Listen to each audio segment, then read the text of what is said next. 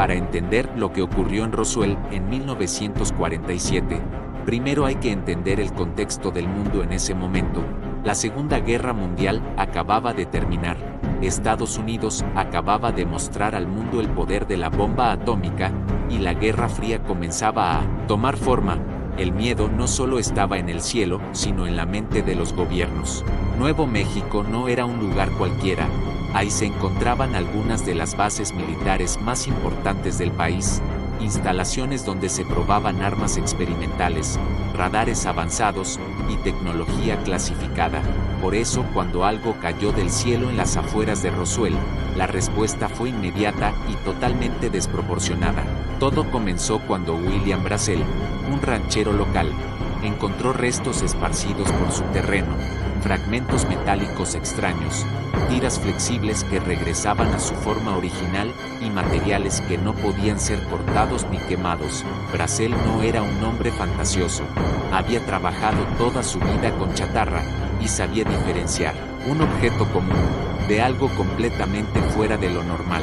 Al principio guardó silencio, pero al escuchar en la radio que otros habitantes habían visto luces extrañas en el cielo, decidió informar a las autoridades lo que ocurrió.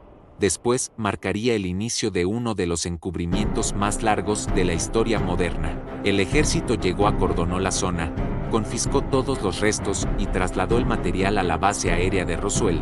Horas más tarde, el oficial de prensa de la base emitió un comunicado que decía textualmente que el ejército había recuperado un platillo volador. La noticia fue publicada por periódicos locales y replicada rápidamente. Pero algo pasó detrás de escena.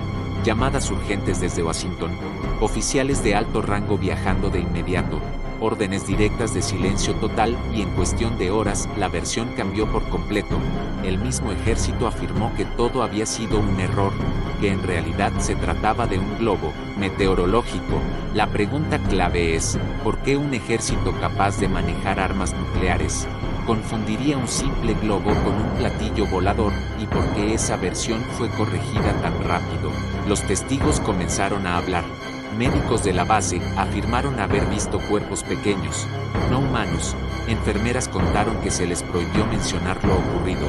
Soldados aseguraron haber transportado restos biológicos en cajas selladas. Todo esto bajo amenaza directa.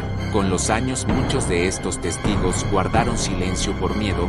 Otros lo hicieron hasta el final de sus vidas, y cuando hablaron coincidieron en detalles que nunca fueron públicos. A partir de Roswell, algo cambió el manejo de la información, se volvió más agresivo, se desarrollaron protocolos de negación, se crearon unidades especializadas en desacreditar testigos, y nació oficialmente la figura del teórico conspirativo. Como herramienta de control social, poco después comenzó la expansión de bases secretas, siendo la más famosa el Área 51, una instalación que oficialmente no existió durante décadas, pero que recibía presupuestos millonarios. Según múltiples investigadores, ahí fueron trasladados restos recuperados de Roswell para su análisis inverso. Durante los años 50 y 60, el número de avistamientos ovni se disparó. Pilotos comerciales, militares y civiles reportaron objetos imposibles de rastrear, que desafiaban las leyes conocidas de la física. Cada reporte era archivado, minimizado o clasificado. El gobierno lanzó proyectos como Blue Book, supuestamente para investigar estos fenómenos, pero en la práctica funcionaban como filtros para tranquilizar al público, no para revelar la verdad. En los años 70, con el escándalo Watergate, la confianza en el gobierno se desplomó y muchas personas comenzaron a cuestionar también el caso Roswell. Fue entonces cuando algunos documentos fueron desclasificados, pero curiosamente, los más importantes ya habían sido destruidos. En los años 90, el gobierno presentó una nueva explicación, afirmando que todo se debía a proyectos secretos de espionaje, con globos de gran altitud, pero esta versión no explicaba los cuerpos ni los testimonios médicos, ni el nivel de secreto ni las amenazas. Cada vez que una versión oficial no encaja se agrega otra capa de explicación, nunca una verdad completa.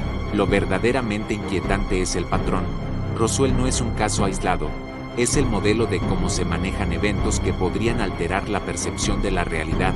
Primero se admite algo accidentalmente, luego se retracta, después se desacredita al testigo y finalmente se deja morir el tema.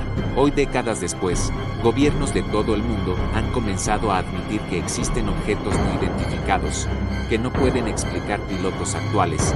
Han declarado bajo juramento haber visto tecnología que no pertenece a ningún país conocido.